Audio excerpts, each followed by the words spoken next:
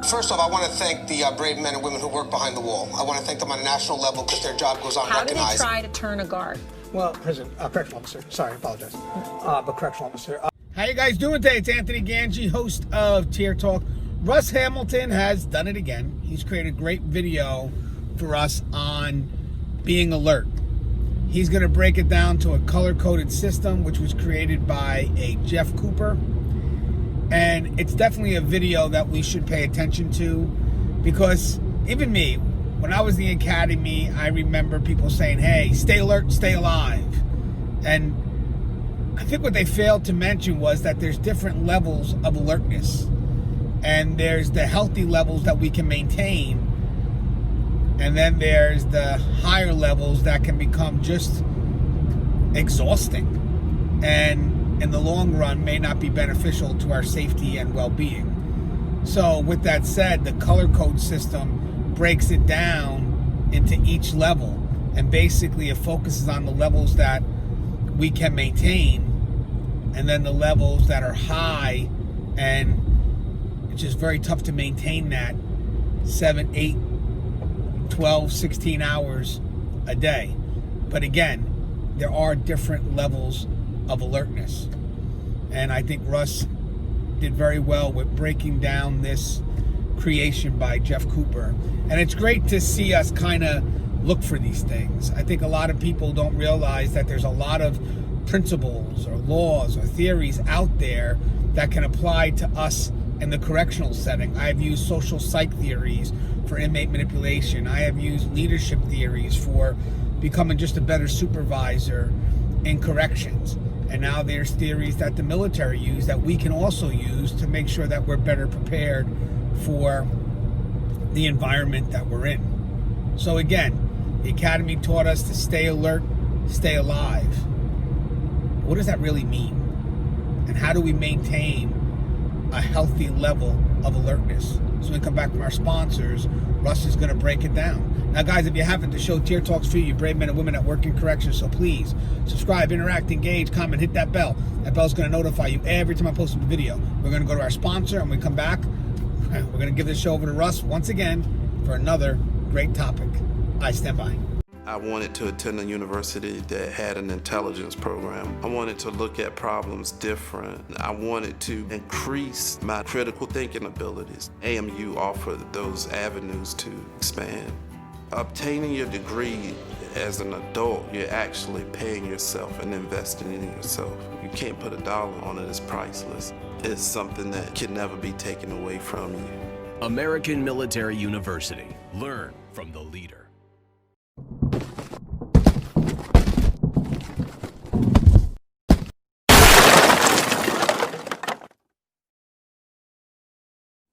Hey there, Tier Talk fans. This is Russ Hamilton from Keepers of Chaos. So anyway, decided I wanted to do a video today, and I wanted, just some good knowledge and a good lesson to give you. And so this is what I've come up with. And, when you're in this game and you're doing this job, sometimes it's not just enough to, learn something by, seeing it on a sheet of paper. You come up, for instance, with something like, it's really important to be aware of your surroundings when you're inside the prison and on the yard and on the tiers. Well, yeah, duh, right? So, that's a concept. But what I want to do is I want to try and do something that's going to take you from just a concept to something which that concept is kind of abstract. We're going to take it to something that's a little bit more concrete. So I'm going to give you some knowledge on this, and then I'm going to give you a couple of for instances from my own experience that I think is going to help you in a lot of ways. What I'm going to talk about, first of all, that's really basic. This is Corrections 101. But I'm going to introduce you to a guy named Jeff Cooper, right? Jeff Cooper was a United States Marine. He was also the founder of Gunsight, which is a firearms training school down in Prescott, Arizona.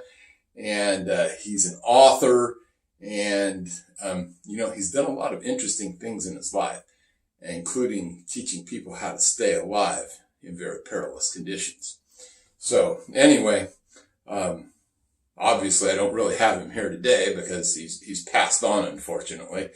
But his lessons live on.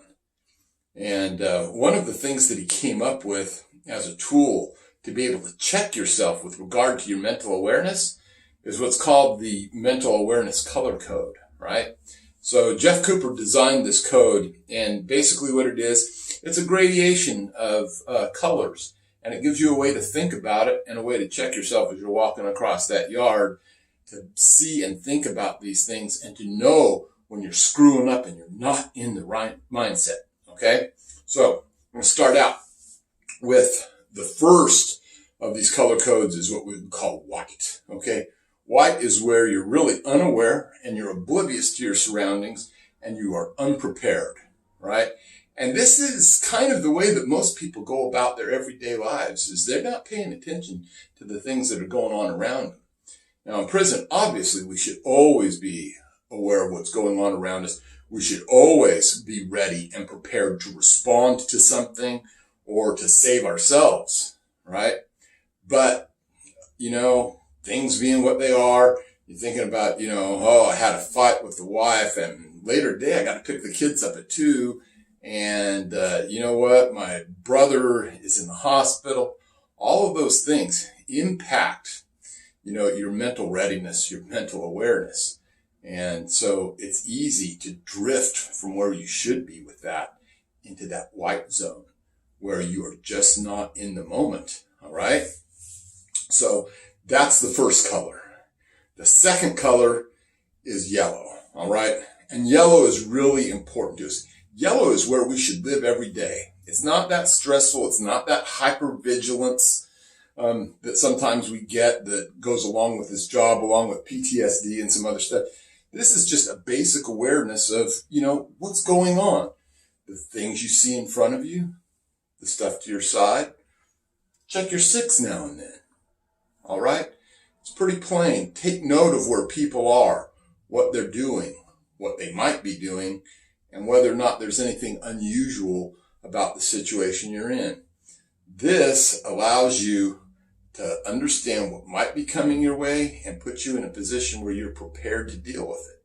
Preparation is also part of it too. Part of preparation is making sure that you've got your gear on right and that you know where everything is and that everything's hooked in the right way and that you know how you're supposed to respond if someone calls for you to go to another unit and all those other things. So preparedness is part of that too.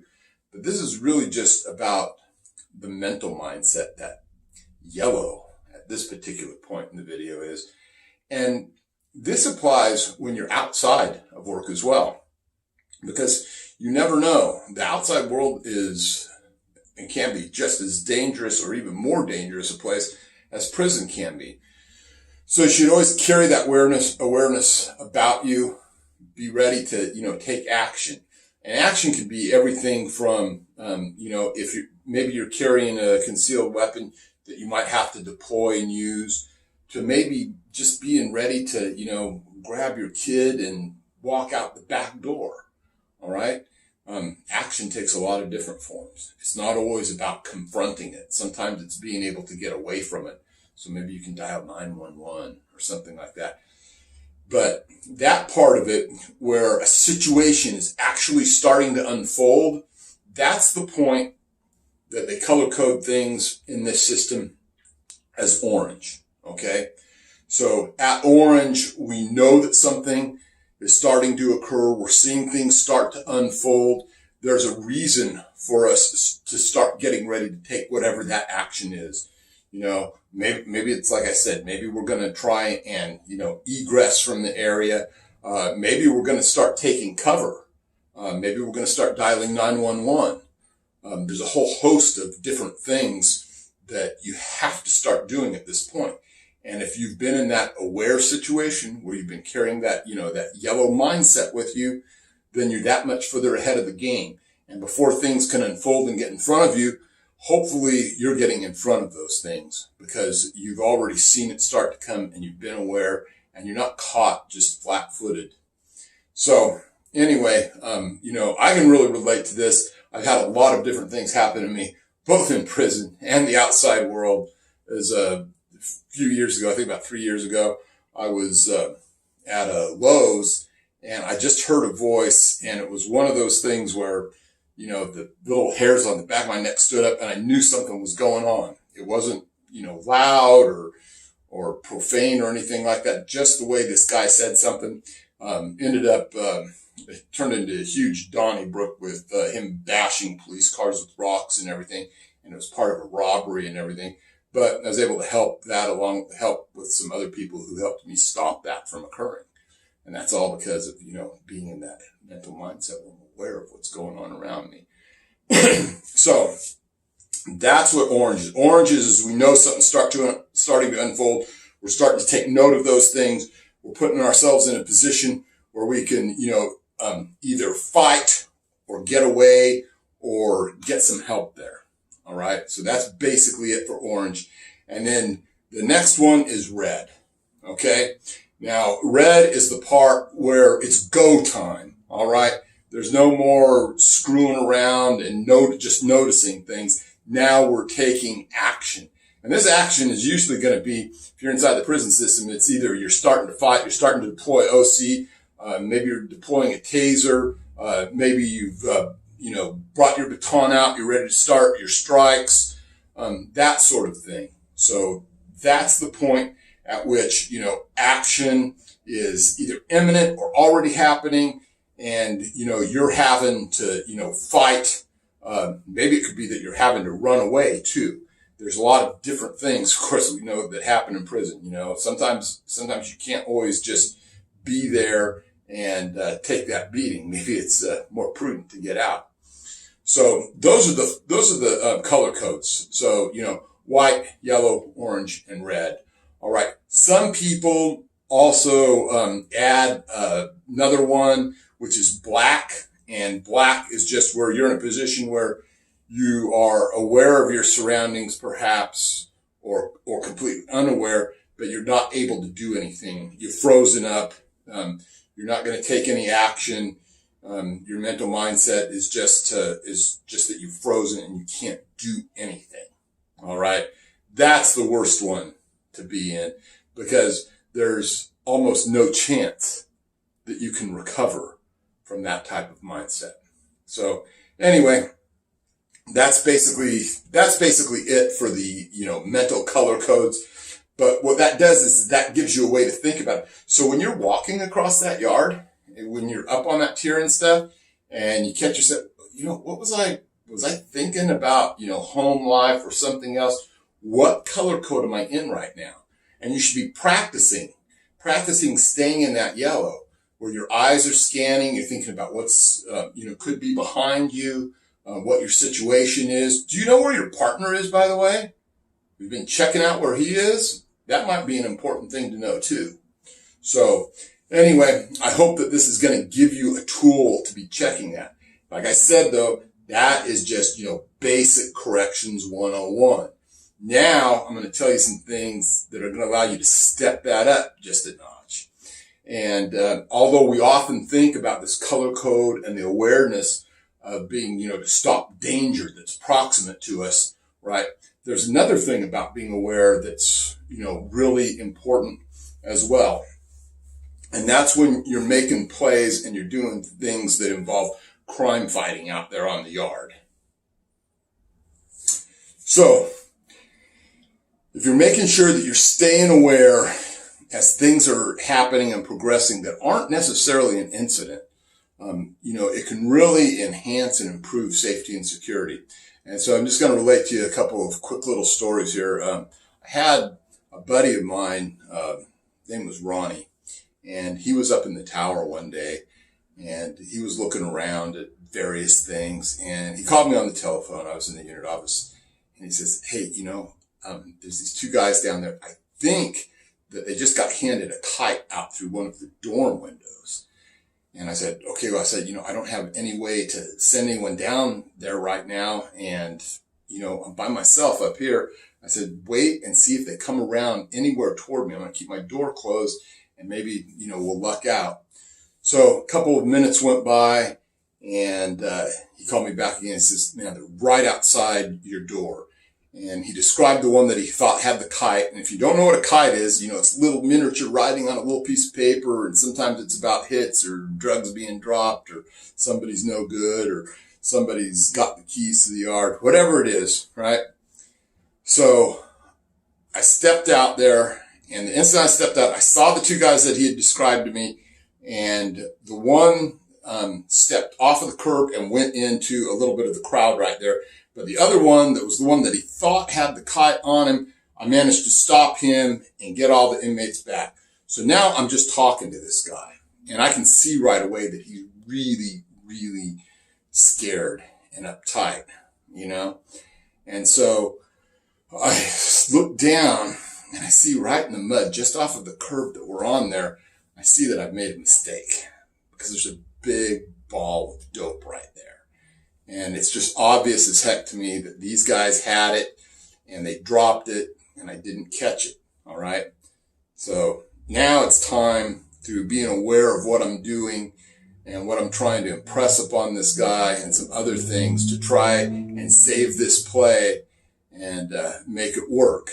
So as I'm talking to him, I have him turn away from me. I pat him down. He's got nothing else on him.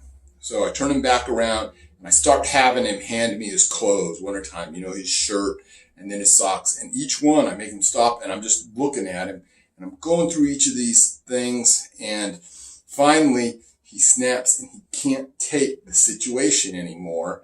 And he looks back over his shoulder and I can spot where the ball of dope is. And then he steps off of the curb like I'm off of balance. And he puts his foot on the ball of dope and he rubs it into the mud back and forth. And then I'm like, gotcha. Turned around, cuffed him up, got another officer over here to hand me the dope, and it was all good. All right. So the good and the bad about that is I didn't catch it on the first time around, but I was, tuned in enough that, I wasn't letting anything slip by me. I was aware of what was going on, but I just didn't quite catch that. So even though I didn't catch that though, I was able to adjust and recover because I was aware of what I was doing. I was aware of the situation and I was trying to take advantage of any mistake that he might make. And I was able to capitalize on that. All right. So next situation, I'm up we had these dorms. They were 36-man dorms and I was up on the upper level and I had kicked every inmate out of this dorm. And I was just going through there and, got up to one of the bunks and then there was like a little conduit that ran behind it. And tucked up behind that conduit, I found a shank. All right. So right away, I'm pretty happy, but I'm kind of like a little bit iffy on how I'm going to make this stick. It was right at the bunk. I know that the guy's going to end up at least taking a ride to, Seg for a few days, but I'm not real sure whether or not I can make the whole charge stick or not. So anyway, I call for some backup. I have a couple officers come up there to me. And then I have the PA announce for this inmate who's assigned to that bunk to come up there. So as I get him to walk inside the dorm, I have him turn around. I cuff him up. I pat him down. I make sure that he doesn't have any other weapons or anything on him. And then I sit him down, but I don't say a word to him. For a minute or two. I just talk to the other officers and then I turn around and I tell them, so I guess you know what you're here for. And so he nods in the affirmative and I'm like, well, cool. I'm definitely going to use that. Don't know if I can make this stick yet, but we're going to try. So then right then they had announced yard recall and all these inmates started filtering up and on the outside of the door. And I couldn't see which inmate said it. But this inmate was sitting right next to the window there. And that guy tells him, hey, don't worry about it. That was we're going to call that a common area and there's no way he can pin that on you. Well, I haven't even said anything about it being a shank or anything else yet to this guy. Yet this other guy, who I'm sure was his bunkmate, but I couldn't prove that, is already telling him, what they're going to say is the case for this, what they're going to use as an excuse, what their alibi is going to be.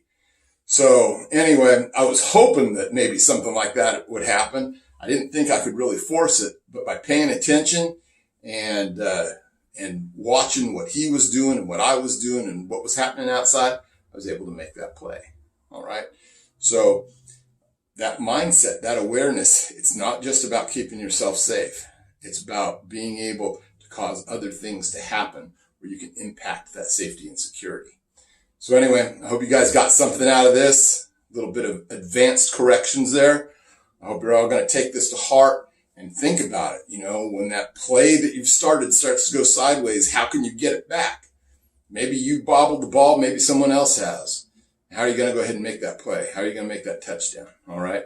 Anyway, this is Russ Hamilton. I'm signing off. Think about that, you know, that mental color code of awareness. It really can help you. It can really, you know, check you as to where you're at in that moment in time. Might even save your life. All right, everyone, stay safe. Stay aware.